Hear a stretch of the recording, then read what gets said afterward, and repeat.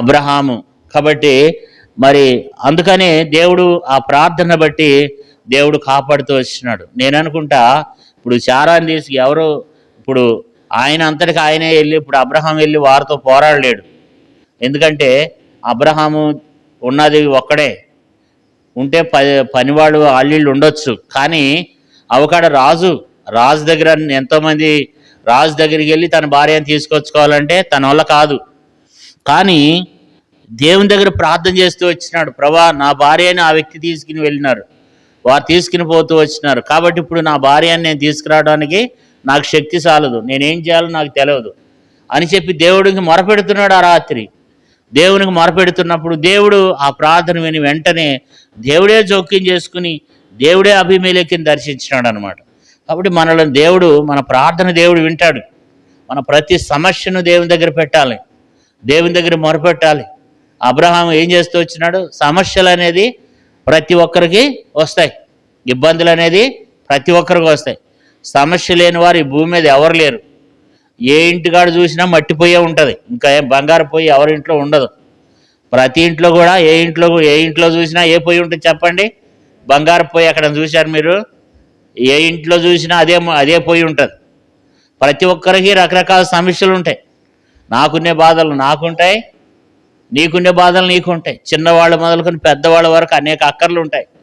మన అవసరాలు, మన అక్కర్లు మనం ఏం చేయాలి చెప్పండి, ఎవరికి తెలియచేయాలి? మనం దేవునికి తెలియచేయాలి. అబ్రహాం ప్రార్థన చేస్తూ వస్తున్నాడు. అబ్రహాంకి ఎన్ని కష్టాలు వచ్చినాయో చూడండి. ఆ బాధ ఎలాంటి బాధ అంటే, ఒక రాజు వచ్చి తన భార్యను తీసుకుని పోయినాడంటే ఆ బాధ ఎలాంటి బాధ ఉంటుంది చెప్పండి. దేవుని కొరకు వచ్చినాడు, కానిది అది అక్కడ బంధువులు లేరు, అక్కడ స్నేహితులు లేరు, అక్కడ రక్త సంబంధికులు లేరు, నానేవాళ్ళు లేక అక్కడ దేవుని కొరకే వచ్చినప్పుడు మరి ఆ పరిస్థితి ఎలాంటి పరిస్థితి? ఆ భార్యను తీసుకుని పోయినప్పుడు ఆ భార్యని ఏం చేస్తారో వాళ్ళని ఎంత టెన్షన్ ఉంటుంది, ఎంత బాధ ఉంటుంది. తర్వాత ఆమెమో అందం లేనటువంటి భార్య కాదు, ఆమె చాలా సౌందర్యం కలిగినటువంటి స్త్రీ ఆమె. ఎందుకంటే ఆమె చాలా చక్కనిది శారా. అయితే మరి ఆమెను తీసుకుని పోయినప్పుడు ఎంత బాధ ఉంటుంది. ఆమె చక్కనిది, మంచి సౌందర్యం కలిగినటువంటి ఆమెను తీసుకుని పోయినప్పుడు ఏ భర్తకైతే ఎంత బాధ ఉంటుంది కదా. అట్లా అబ్రహాముకి అనేకమైనటువంటి కష్టాలు వచ్చినాయి, అనేకమైనటువంటి బాధలు వచ్చినాయి. మనకు కూడా మనకు సంబంధించిన మనకు ఉండే కష్టాలు మనకు ఉంటాయి. ఒక్కొక్కరికి ఒక్కొక్క కష్టాలు ఉంటాయి అన్నమాట. ప్రతి ఒక్కరికి ఏదో ఒక బాధ ఉంటుంది అన్నమాట. అయితే మన బాధ ఎవరికి చెప్పుకోవాలి? మనము దేవునికి మనం మొరపెట్టుకోవాలి, దేవుని దగ్గర మనం విజ్ఞాపన చేసుకోవాలి. దేవా నువ్వే నాకు దిక్కయ్యా. దేవుని దగ్గర మనం ఏం చేయాలంటే మనవి చేయాలి. ఇప్పుడు చూడండి ఆ పరిస్థితి ఎలాంటిదంటే, ఎవరెవరినో మనుషులను ఆశ్రయిస్తే ఆమెను తీసుకురావడానికి ఎవరివల్ల కాదు. ఒక రాజు దగ్గరికి వెళ్ళి, రాజు అంతఃపురంలో ఉన్నటువంటి ఆమెని, రాజు కొరకే ఆమెని సిద్ధపరుస్తున్న సమయంలో ఎవరు వెళ్ళి ఆ వ్యక్తి దగ్గరికి వెళ్ళి మాట్లాడి తీసుకురాగలిగినటువంటి వారు ఎవరు ఉంటారు? ఎవరికి ధైర్యం చాలొద్దు ఒక రాజు దగ్గరికి వెళ్ళి అబ్రహాం భార్య ఆమెని విడిచిపెట్టేసేయండి అనటానికి? ఎవరికి ధైర్యం చాలదు, దమ్ము చాలదు ఒక రాజు దగ్గరికి వెళ్ళి అడగడానికి. మరి అలాంటి పరిస్థితుల్లో తనకున్నటువంటి ఆధారం ఏంటి? దేవుడే నాకు ఆధారం అని చెప్పి అబ్రహాం ఏం చేస్తున్నాడంట? ప్రార్థన చేస్తూ వచ్చినాడు. బైబిల్లో అబ్రహాం చేసినటువంటి 7 సందర్భాల్లో అబ్రహాం ప్రార్థన చేశాడు.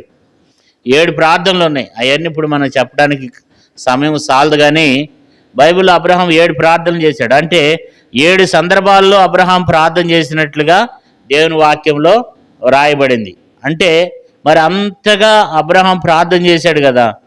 మరి అబ్రహాము ప్రార్థన ఎంత ప్రార్థన పరుడైతే దేవుడు అబ్రహాం ప్రార్థన వింటాడు. దేవుడే స్వయంగా ఏం చెప్తున్నాడు? దేవుడు సాక్ష్యం ఇస్తున్నాడు అబ్రహాం విషయంలో. ఏమంటాడు 7వ వచనంలో? కాబట్టి ఆ మనుషుని భార్యను తిరిగి అతనికి అప్పగించము, అతడు నీ కొరకు ఏం చేశాడు? ప్రార్థన చేయను, నువ్వు బ్రతుకుదువు, నీవు ఆమెను. కాబట్టి ఇక్కడ అతడి ప్రవర్త, అతడు నీ కొరకు ప్రార్థన చేస్తాడు. కాబట్టి ఆయన ప్రార్థన చేస్తే నువ్వు బతుకుతావు. కాబట్టి ఒకవేళ అబ్రహాం కూడా ప్రార్థన చేస్తున్నాడేమో, ప్రభా అబీమెలెకుని ఏం చేయొద్దయ్యా, క్షమించండి ప్రభా, అబీమెలెకుని ఏం చేయొద్దు, అబీమెలెకుని విడిచిపెట్టేసేయండి, నా భార్య మాత్రం నా ఎద్దకు వచ్చేటట్లు చేయమని అబ్రహాం ప్రార్థన చేస్తున్నాడేమో. కాబట్టి నువ్వు బతుకుతావు, అతను ప్రార్థన చేస్తే నువ్వు బతుకుతావు. కాబట్టి నువ్వు అతని గినక నువ్వు అప్పగించకపోతే, తన భార్యని అతనికి అప్పగించకపోతే నిశ్చయముగా నువ్వు చేస్తావని చెప్పి దేవుడు అతనితో మాట్లాడుతూ వచ్చినాడు. అతనితో మాట్లాడి మరి మరి శారాని తనకేం చేస్తూ వచ్చినాడు, శారాన్ని అప్పగించినాడు. తర్వాత కొంత ఆస్తి కూడా తనకేం చేశాడు, అప్పగించినాడు అనమాట. కొంత దాసీలను, తర్వాత మరి ఆస్తి ఐశ్వర్యాలు కూడా కొన్ని ఇచ్చి, తర్వాత ఒక 1000 రూపాయలు కూడా ఇచ్చినట్లుగా దేవుని వాక్యంలో రాయబడింది అనమాట. అంటే మరి అలాంటి పరిస్థితుల్లో దేవుడు అతనికి ఏం చేస్తూ వచ్చినాడు, దేవుడు అతన్ని కాపాడుతూ వచ్చినాడు. లేదా మరి 13వ వచనం చూడండి, 13వ వచనం. దేవుడు నన్ను నా తండ్రి ఇల్లు విడిచి దేశాంతరం పోవునట్లు చేసినప్పుడు నేను ఆమెను చూచి, మనం ప్రతి స్థలం ముందు ఇతడు నా సహోదరుడని నన్ను గూర్చి చెప్పము, నీవు నాకు చేయవలసిన ఉపకారం ఏదని చెప్పి తినను. అబీమెలెకు గొర్రెలను గొడ్లను దాసీల జనులను రప్పించి అబ్రహాంకిచ్చి అతని భార్య అయిన శారాను అతనికి తిరిగి అప్పగించను. అప్పుడు అబీమెలెకు, ఇదిగో నా దేశమందు నీ ఎదుట ఉన్నది, నీకిష్టమైన స్థలమందు కాపురం ఉంటుంది. ఇప్పుడు అబ్రహాం ఏం అబ్రహాంకి కొంత పనివారిని ఇచ్చినాడు, దాసీలను ఇచ్చి మరి ఏం చేస్తూ వచ్చినాడు, గొర్రెల్ని ఇచ్చి, ఇదిగో ఇది ఈ దేశం అంతా నీ ఎదుట ఉన్నది, ఇదంతా నా దేశం, నీకు ఇష్టం వచ్చిన చోట ఉండమని చెప్పి పంపిస్తాడు. అప్పుడు దేవుడు తిరిగి అబ్రహాం ప్రార్థన చేశాడంట. 17వ వచనం చూడండి, 17వ వచనం.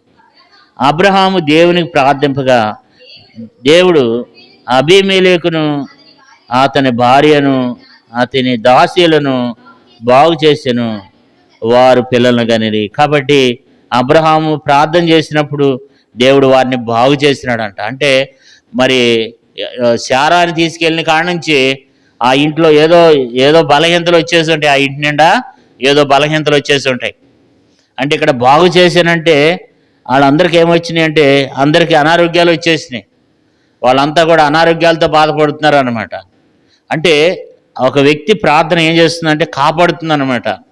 మన ప్రార్థన ఏం చేస్తుందంటే మనలను ప్రతి పరిస్థితి నుంచి మన ప్రార్థన మనల్ని తప్పిస్తుంది, కాపాడుతుంది. కాబట్టి ప్రార్థన అనేది చాలా గొప్పది. అందుకని భక్తుల యొక్క జీవితంలో ఈ ప్రార్థన అనేది మనం చూస్తున్నాం. అంటే మరలా తిరిగి అబ్రహాము వారిని క్షమించి వారి కొరకు మరలా ప్రార్థన చేసినప్పుడు దేవుడు ఏం చేస్తూ వచ్చినాడు, అబీమెలెకును అతని భార్యను అతని దాసీలను ఏం చేస్తూ వచ్చినాడంట, బాగు చేస్తూ వచ్చినాడంట.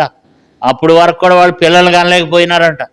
అంటే వాళ్ళందరినీ కూడా దేవుడు ఏం చేశాడంటే అందరినీ మొత్తివేసినాడు అనమాట. కాబట్టి 18వ వచనం చూడండి. ఏలయనగా అబ్రహాము భార్య అయిన శారాయిని బట్టి దేవుడు అబీమెలెకు ఇంటిలో ప్రతి గర్భమును మూసివేసిన ఎంత గొప్ప కార్యాలు చేశాడు చూడండి. ఒక వ్యక్తి ప్రార్థన ఎంత బలమైందంటే మరి భక్తుల ప్రార్థన అంత బలమైంది. మన ప్రార్థన కూడా అంత బలమైంది, అంత శక్తివంతమైనది. ప్రతి కార్యాన్ని చేసేది ప్రార్థన. కానీ మన విశ్వాసంతో మనం కూడా ఏం చేయాలి, ప్రార్థన చేసేవారంగా ఉండాలి. మనం కూడా ప్రతి పరిస్థితిలో, కష్టాల్లో, బాధల్లో, ఇబ్బందుల్లో, శ్రమల్లో అబ్రహాముకు వచ్చినటువంటి శ్రమలు, అబ్రహాముకు వచ్చినటువంటి బాధలు ఎవరికి అంతగా ఉండవేమో. అంటే అంతగా అబ్రహాముకి మరి శ్రమలు వచ్చినాయి. అన్ని శ్రమలు వచ్చినప్పుడు కూడా అబ్రహాము దేవుని కొరకు ఏం చేశాడు, గొప్ప సాధనంగా నిలబడ్డాడు అనమాట. గొప్ప సాధనంగా నిలబడ్డాడు దేవుని కొరకు. దేవుడు అతన్ని ఏమంటున్నాడంటే అతడు ప్రవర్త అని పిలువబడ్డాడు. ఒక సామాన్యమైనటువంటి వ్యక్తి ఒక ప్రవర్తలాగా ప్రార్థన చేస్తున్నాడు. ప్రార్థన చేసే వాళ్ళంతా కూడా మరి ఎవరైతే గొప్ప ప్రార్థన చేస్తారో, ఎవరైతే ఎక్కువ ప్రార్థన జీవితాన్ని కలిగి ఉంటారో వాళ్ళు ఎట్లుంటారంటే ఒక ప్రవర్తనలాగా ఉంటారన్నమాట. కాబట్టి ప్రార్థన అనేది మనకు, మన కుటుంబానికి, మన పిల్లలకు అది ఎంతో అవసరం. ఇప్పుడు అబ్రహాం ప్రార్థన చేయడం ద్వారా దేవుడు అబీమెలెకు కుటుంబంలో ఏం చేస్తూ వచ్చినాడు, గొప్ప కార్యాలు చేస్తున్నాడు. తన భార్యని కాపాడినాడు. మరి తిరిగి తను మరి భార్యతో పాటు మళ్ళా సమస్తం ఏం చేస్తూ వచ్చినాడు, కొన్ని పశువుల్ని దాసీలను ఇచ్చి, పనివారిని ఇచ్చి మరి పంపిస్తున్నట్లుగా దేవుని వాక్యంలో చూస్తూ ఉన్నాం. కదా. కారణం ఏంటంటే అబ్రహాం చేసిన ప్రార్థన.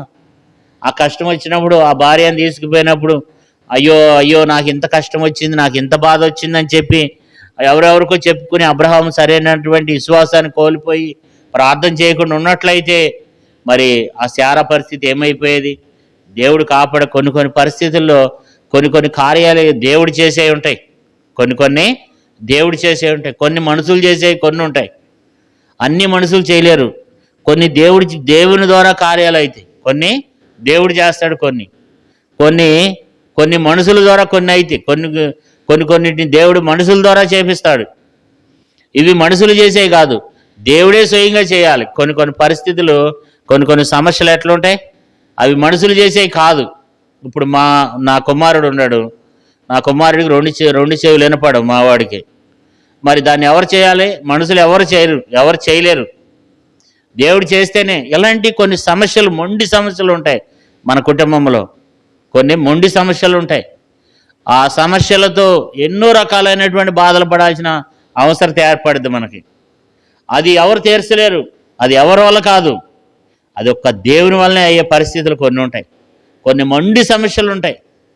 అలాంటి మొండి సమస్యలను దేవుడు ఏం చేస్తాడంటే, దేవుడు ఆ మొండి సమస్యలను కూడా ఏం చేయగలడు? వాటిని దేవుడు విడిపించగలడు. ఇప్పుడు అబ్రహాము కలిగిన సమస్య ఎలాంటిదంటే మొండి సమస్య. అది ఎవరు తీర్చేది కాదు. అది ఏ మనుషుడు కూడా రాజు దగ్గరికి వెళ్ళి అతని భార్యను అతనికి ఇవ్వండి అని చెప్పే దమ్ము కానీ ఆ ధైర్యం కానీ ఎవరికి ఉండదు. ఎవరు తనని ఇడిపించలేదు, ఏ మనుషుడు కూడా ఇడిపించలేరు. కానీ ఒక ప్రార్థన, దేవుడు మాత్రమే దాన్ని చేయగలడు అనమాట. అబీమెలెకుతో మాట్లాడాడు ఆ రాత్రి. అబీమెలెకుతో మాట్లాడి, నువ్వు గనక అప్పగించకపోతే ఏమవుతావు? 7వ వచనంలో ఏమన్నాడు?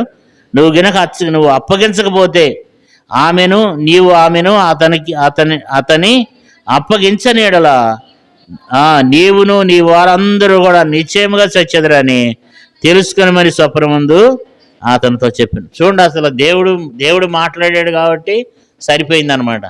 లేకపోతే ఆ గెరార్ రాజు అయిన అబీమెలెకుని ఎవడు ఎదుర్కోలేడు.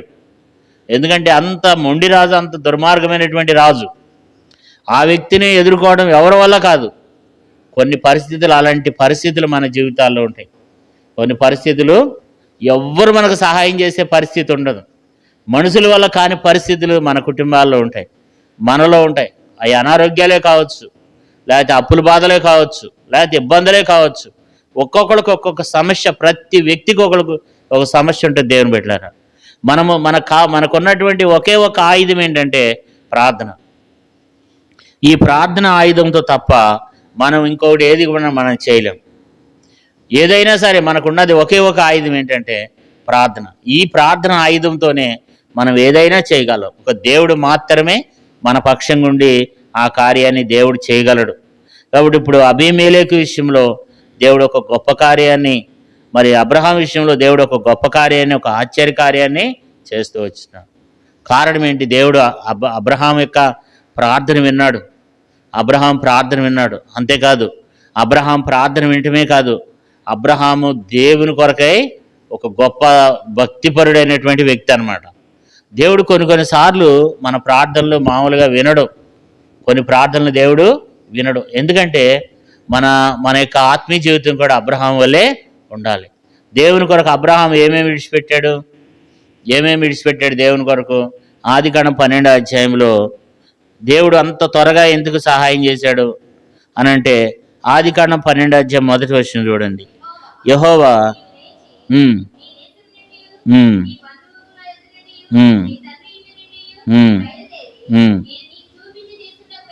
చాలా మనం ఇక్కడ చూసినట్లయితే ఏవేవి విడిచిపెట్టాలి? దేశం విడిచిపెట్టాలి, బంధువులను విడిచిపెట్టాలి, తండ్రి ఇంటి వారిని విడిచిపెట్టాలి కదా. ఎన్ని ఉన్నాయి ఇక్కడ? దేశము, బంధువులు, తండ్రి ఇంటి వారు, వాళ్ళందరినీ విడిచిపెట్టాలి. 3 ఉన్నారు ఇక్కడ. ఒకటి దేశము, రెండోది బంధువులు, మూడోది తండ్రి ఇంటి వారు. ఈ 3 విడిచిపెట్టాలి. తర్వాత అబ్రహాం ఏమి విడిచిపెట్టాలి అంటే అబ్రహాం విగ్రహారాధన విడిచిపెట్టాలి. అబ్రహాం విగ్రహారాధికుడు.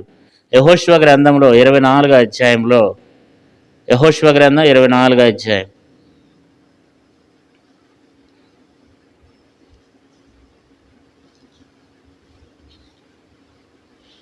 యెహోషువ గ్రంథం 24వ అధ్యాయము.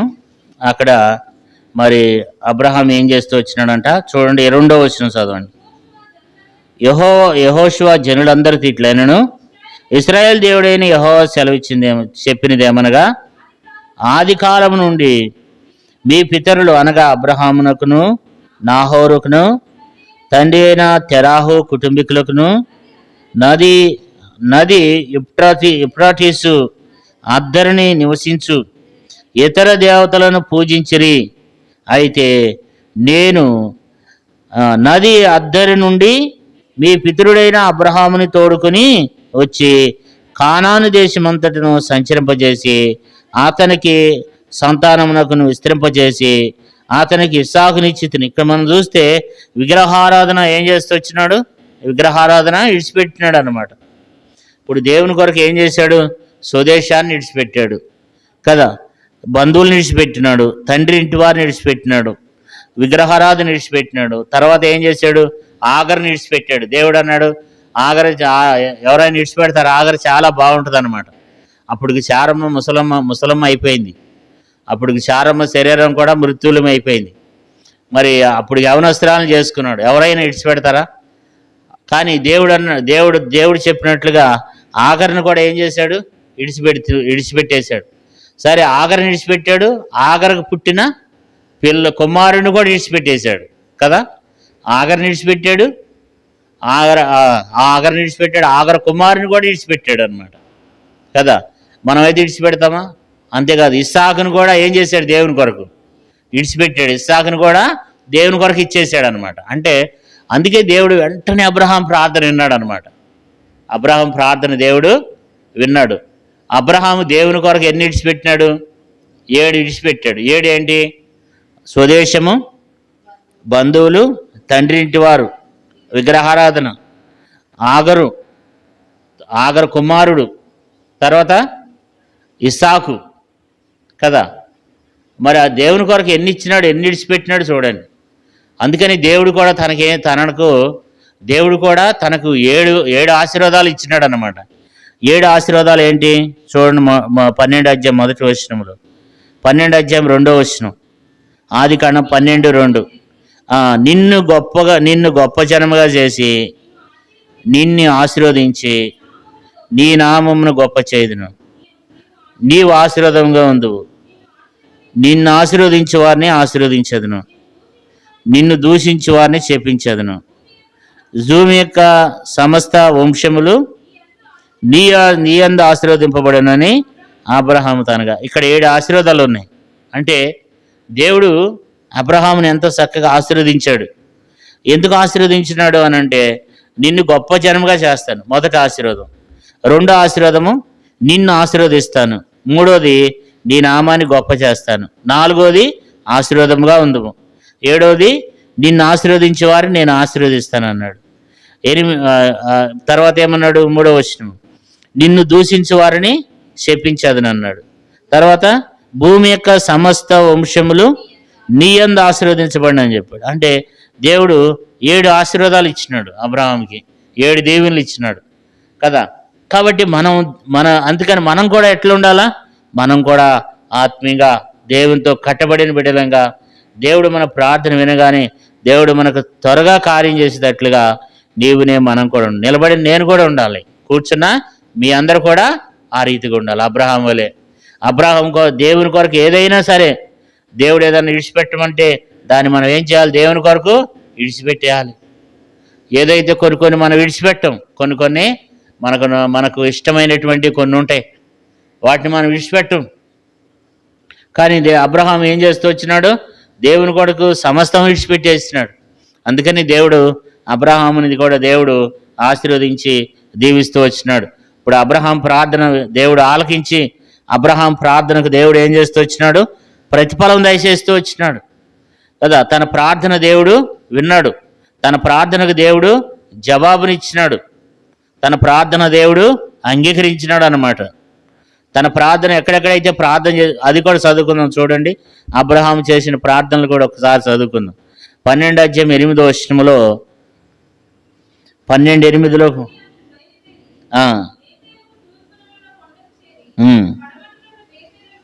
ఉమ్, ఉమ్, ఆ. కాబట్టి ఇక్కడ యెహోవా నామమున ప్రార్థన చేశాడు. అసలు మొట్టమొదటి స్టార్టింగ్ ప్రార్థన అదే.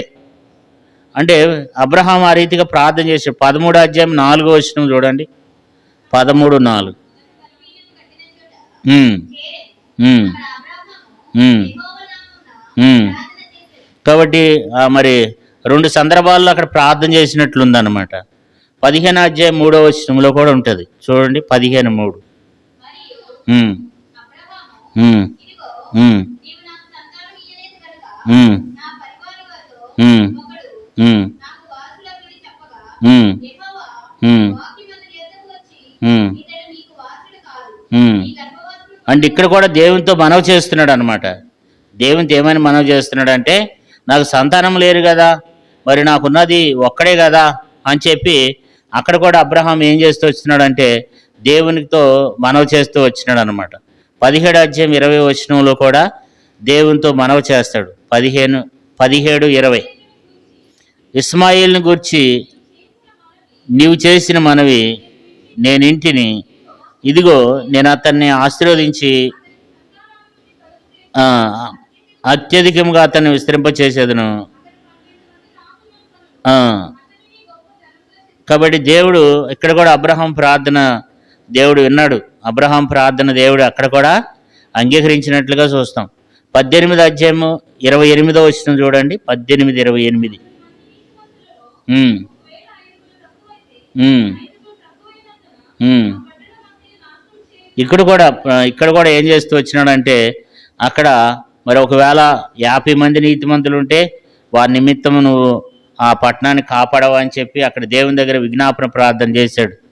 తర్వాత 40 మంది ఉంటే కాపాడవా, 30 మంది ఉంటే కాపాడవా, 20 మంది ఉంటే 10 మంది ఉంటే కాపాడవా అని చెప్పి అబ్రహాము ఏం చేస్తూ వచ్చినాడు, విజ్ఞాపన చేస్తూ వచ్చినాడు దేవుని దగ్గర. 20 అధ్యాయం 17వ వచనంలో కూడా మరి మనం చదువుకున్నాం. 20 అధ్యాయం 17వ వచనంలో కూడా చదువుకున్నాం. అంటే ఇట్లా మనం చూస్తూ ఉంటే 21, 33 కూడా చదవండి. ఆదికాండం 21 అధ్యాయం 33. ఉమ్, ఉమ్, ఉమ్, ఉమ్.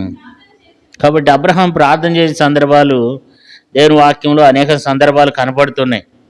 అంటే ఇవన్నీ మనకు దేవుడు ఎందుకు జ్ఞాపకం చేస్తున్నాడు అంటే మనం కూడా అబ్రహాం వలె ప్రార్థన పరులుగా మనం కూడా ఉండాలని దేవుడు కోరుకుంటున్నాడు. మనం కూడా మరి అబ్రహాం వలె స్థిరమైనటువంటి ప్రార్థన జీవితాన్ని కలిగి మరి మనం కూడా ఆ రీతిగా ప్రార్థనే మనకు ఆయుధం, ఇంకా రెండో ఆయుధం అనేది మనకు లేదు. దేవుడు మనకు కూడా సహాయం చేస్తాడు. అబ్రహాం ఏ రీతిగా అయితే విశ్వాసం ఉంచుతూ వచ్చినాడో ఆ రీతిగా నీవునే మనం కూడా విశ్వాసం ఉంచాలి దేవుని యందు. అబ్రహాము 7 అంతల ఆశీర్వాదాన్ని పొందినాడు. తర్వాత అబ్రహాము 7 అంతల విశ్వాసాన్ని కలిగి ఉన్నాడు అన్నమాట. అవన్నీ మనకు చెప్పడానికి సమయం లేదు. అబ్రహాం 7 అంతల విశ్వాసాన్ని కలిగి ఉన్నాడు. కాబట్టి మనం కూడా మరి ప్రతి పరిస్థితి ఎందు అబ్రహాంకి ఒక విశ్వాసం ఉంది. ఇప్పుడు శారాన్ని తీసుకుని వెళ్ళిపోయినాడు. అబ్రహాంకి ఒక విశ్వాసం, దేవుడు ఎట్లయినా శారాన్ని నా దగ్గరికి తీసుకొస్తాడు. ఇలాంటి సందర్భాలు బైబిల్లో చాలా సందర్భాలు 7 అంతల విశ్వాసం అబ్రహాం కలిగి ఉన్నాడు. తన కుమారుడి విషయంలో కానీ, దేవుడు తనకి ఒక దేశాన్ని ఇస్తానన్న విషయంలో కానీ రకరకాలుగా 7 అంతల విశ్వాసం కలిగిన వాడు అబ్రహాం. దేవునే మనం కూడా దేవుని యందు దేవుడు ఈ కార్యం దేవుడు ఖచ్చితంగా చేస్తాడనేటువంటి విశ్వాసం మనం కలిగి ఉండాలి. అబ్రహాం ఎలాంటి విశ్వాసం కలిగి ఉన్నాడంట, అతడు విశ్వాసమందు బలహీనుడు కాక అని వాక్యం రాయబడింది. కాబట్టి మనం విశ్వాసమందు అబ్రహాం వలె మనం కూడా 7 అంతల విశ్వాసాన్ని మనం కలిగి ఉండాలి. అంటే ప్రతి పరిస్థితి ఎందు కూడా అబ్రహాంకి వచ్చిన కష్టాల్లో, బాధల్లో అబ్రహాం విశ్వాసం ఉంచాడు. ఇప్పుడు మనం చదువుకున్న ఆదికాండం 20వ అధ్యాయంలో కూడా మరి గెరారు రాజు అయిన అబీమెలెకు మరి శారాన్ని తీసుకుపోయినప్పుడు కూడా అబ్రహాంకి ఒక విశ్వాసం ఏంటంటే ఖచ్చితంగా ఏం చేస్తాడు దేవుడు, నా భార్య నా దగ్గరికి మరలా తీసుకుని వస్తాడనేటువంటి విశ్వాసము తనలో ఉందన్నమాట. మనం కూడా అలాంటి విశ్వాసాన్ని కలిగి ఉండాలి. కొన్నిసార్లు మనం విశ్వాసాన్ని కోల్పోతాం. ఎందుకంటే మనకున్న కష్టాలను బట్టి, మనకున్న బాధలను బట్టి ఏం చేస్తాం, విశ్వాసాన్ని కోల్పోతాం. అయితే కొన్నిసార్లు అన్ని జనులు కూడా చెప్తారు మనకి, దేవుడు సహాయం చేస్తాడులే అని. ఎందుకంటే అలాంటి గొప్ప కార్యాలు దేవుడు చేస్తాడు. మనం అలాంటి విశ్వాసం కలిగి ఉండాలి. ఇందాక కూరగాయలు తీసుకోవడానికి వెళ్ళాం మార్కెట్కి. ఒక అమ్మాయి అక్కడ ఒక ఆమె ఉంది, ఆమె దగ్గర కూరగాయలు తీసుకుని ఆమెకు తెలిసి ఈయనకి మా వాడికి వినపడవని ఆమె అంటుంది, చెవులు ఖచ్చితంగా ఇస్తాడండి దేవుడు, మీరు ప్రార్థన చేయండి అంటుంది. ఆమె హిందువే. ఆమె అంటుంది, ఖచ్చితంగా మీ అబ్బాయికి చెవులు ఇస్తాడండి, ఆ మాట గుర్తుపెట్టుకో, నేను చచ్చిపోయే లోపల ఖచ్చితంగా చేస్తాడు దేవుడు అంటుంది. అంటే వీళ్ళకి ఎంత విశ్వాసం ఎక్కడి నుంచి వచ్చిందిరా అనుకున్నా కదా. ఒకసారి చర్చి ముందే బీర్ షాపు నడుస్తుందంట. చర్చి ముందే బీర్ షాపు పెట్టారు. పెడితే సంఘం అంతా కలిసి ప్రార్థన చేస్తున్నారంట. ఏమని? ప్రభా బీర్ షాపు తీసేయమని ప్రార్థన చేస్తున్నారంట. ఈ సంగతి బీర్ షాపు ఆయనకు కూడా తెలిసింది. అంటే ప్రార్థనీయులు ఏం చేస్తున్నారు, నా బీర్ షాపు తీసేయాలని ప్రార్థన చేస్తున్నారు అని చెప్పి ఆయనకు కూడా తెలిసిందంట. అయితే ఒక రోజున ఏమైందంటే ఆ బీర్ షాప్ అంతా రాత్రి వేళల్లో వైరింగ్ అంటుకుని బీర్ షాప్ అంతా కాలిపోయిందంట. ఆ బీర్ షాప్ వాడు ఏం చేశాడంటే, పాస్టర్ ప్రార్థన చేశాడు, నా బీర్ షాప్ కాలిపోయింది అని చెప్పి కోర్టులో కేసు వేసాడంట. కోర్టులో కేసు వేస్తే పాస్టర్ గారు దగ్గర నిలబడి, ఏమయ్యా అతను నువ్వే కాల్ చేసావు అంటున్నాడు, నువ్వు ప్రార్థన చేయడం ద్వారానే ఆయన బీర్ షాప్ కాలిపోయిందంట అంటున్నాడు. పాస్టర్ గారు అంటాడు, లేదండి, మేము ప్రార్థన చేస్తే ఎందుకు కాలిపోతుంది అంటున్నాడు. అన్ని జనుడు ఏమంటున్నాడు, లేదు వీళ్ళు ప్రార్థన చేస్తేనే కాలిపోయింది అంటున్నాడు. ఆ బీర్ షాప్ ఆయన ఏమంటున్నాడు, లేదండి జడ్జి గారు, నా మాట వినండి, వీళ్ళు ప్రార్థన చేయడం ద్వారా కాలిపోయింది. విశ్వాసులు పాస్టర్ గారు అందరూ ఒక పక్కన ఉన్నారు. వీళ్ళు ఏమంటారు, లేదండి, మేము ప్రార్థన చేస్తే అది కాలిపోలేదు అంటున్నారు. కానీ బీర్ షాప్ ఆయన ఏం చెప్తున్నాడు పద్దాక, లేదండి వీళ్ళు ప్రార్థన చేస్తేనే అది కాలిపోయిందండి, వీళ్ళ ప్రార్థన చాలా గొప్పదండి అంటున్నాడు వాడు. అంటే నిజంగా కొన్నిసార్లు మన ప్రార్థన చేస్తాం కానీ మనం నమ్మలేము. పోయిన వారం మనం రోదే అనే చిన్నదాని గురించి చదువుకున్నాం. పేతురు కొరకు ప్రార్థన చేస్తున్నారు కానీ పేతురు వచ్చాడని వాళ్ళు నమ్మలేకపోతున్నారు. ఆ రోదే అని చిన్న చెప్తుంది, వచ్చాడు పేతురు అని, కానీ వాళ్ళు ఏం చేయట్లేదు, నమ్మట్లా. పేతురు రావటం ఏంటి, ఊరుకో నువ్వు పిచ్చిదానిలాగా మాట్లాడుతున్నావు అంటున్నారు. అట్లా కొన్నిసార్లు మనం ప్రార్థన చేస్తుంటే కార్యం చేసినా మనం నమ్మలేం. అంటే మనం అబ్రహాము ఎలాంటి వాడు అంటే, దేవుడు ఖచ్చితంగా సహాయం చేస్తాడు, దేవుడు కార్యం చేస్తాడు అని మనం ఏం చేయాలంటే అబ్రహాం వల్లే మనం కూడా నమ్మాలి. అబ్రహాం కూడా బైబిల్లో ప్రభు చిత్తం అయితే ఇప్పుడు అని చెప్తాను, 7 అంతల విశ్వాసం అబ్రహాం కలిగి ఉన్నాడు ఆయనకు వచ్చిన బాధల్లో. మరి ఇక్కడ కూడా మనం గమనించవచ్చు. ఎందుకంటే అబ్రహాము ఇక్కడ కూడా విశ్వాసం ఉంచాడేమో, లేదా తన కుమారుడి విషయంలో కూడా మరలా ఇస్సాకుని బలర్పించేటప్పుడు కూడా మరి ఇస్సాకుని తిరిగి పొందుతాడనేటువంటి ఒక విశ్వాసం ఉందంట. హెబ్రీయులకు రాసిన పత్రికలో ఒక మంచి మాట ఉంది, చదువుకుందాం, ప్రార్థన చేద్దాం. 11వ అధ్యాయం, హెబ్రీయులకు రాసిన పత్రిక 11వ అధ్యాయం 17వ వచనం. అబ్రహాము శోధింపబడి విశ్వాసమును బట్టి ఇస్సాకును బలిగా అర్పించెను. ఎవడు ఆ వాగ్దానములు సంతోషంతో అంగీకరించును, ఇస్సాకు వలనైనది నీ సంతానమనబడును. ఎవనితో చెప్పబడెను, ఆ అబ్రహాము మృతులను సైతం లేపుటకు దేవుడు శక్తిమంతుడని ఎంచిన వాడే తన ఏక కుమారుని అర్పించి ఉపమాన రీతిగా మృతుల్లో నుండి అతను మరలా పొందును. అంటే తనకు ఒక విశ్వాసం ఏంటంటే, మృతులను సైతం దేవుడు లేపుతాడని ఒక విశ్వాసం. అంటే ఆల్రెడీ కాల్ చేశాడు, కొడుకుని కాల్ చేసినా సరే బూడిదల నుంచి ఇస్సాకు బయటికి రామంటే ఇస్సాకు వస్తాడు. మృతుల్లో నుండి కూడా తిరిగి బతికించగలిగిన వాడు నా దేవుడు అని అబ్రహాంగా ఆ గొప్ప విశ్వాసం ఉందంట.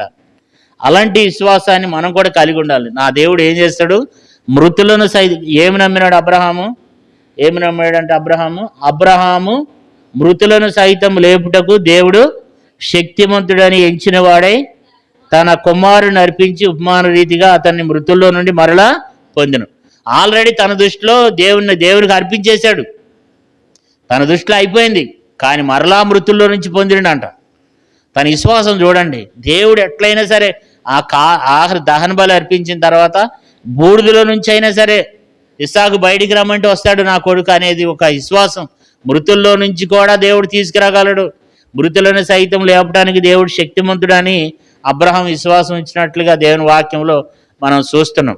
అలాంటి విశ్వాసాన్ని మన దేవునే మనం కూడా కలిగి ఉండాలి. దేవుని బిడ్డలారా, దేవుడు మన ఎడల గొప్ప కార్యాలు, ఆశ్చర్య కార్యాలు చేస్తాడు, అద్భుత కార్యాలు, మరి అనేకమైనటువంటి కార్యాలు దేవుడు మన పక్షంగా చేస్తాడు. ప్రార్థన చేద్దాం. మనకున్న అక్కర్ల కొరకు ప్రార్థన చేద్దాం. మనకున్న అవసరాలు